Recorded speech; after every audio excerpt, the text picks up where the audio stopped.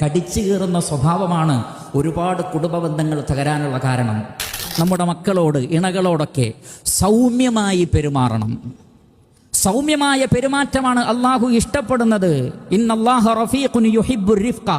അള്ളാഹു സൗമ്യ സ്വഭാവമാണ് ഇഷ്ടപ്പെടുന്നത്. അള്ളാഹു റഫീഖാണ്, ദയ കാണിക്കുന്നവനാണ്. യുഹിബ്ബുർ റിഫ്ഖ, ദയാവായ്പോടുകൂടി പെരുമാറുന്നത് അള്ളാഹു ഇഷ്ടപ്പെടുന്നു.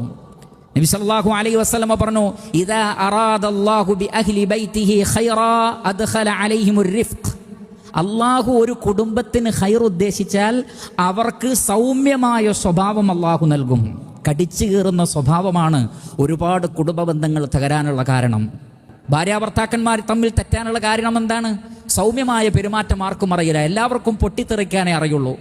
മാതാപിതാക്കളും മക്കളും തമ്മിൽ പിണങ്ങാനുള്ള കാരണം എന്താണ്? സൗമ്യമായി പെരുമാറുന്നില്ല ആരും. അതിലൂടെ ഒരുപാട് പ്രശ്നങ്ങൾ ഉണ്ടാകുന്നുണ്ട്.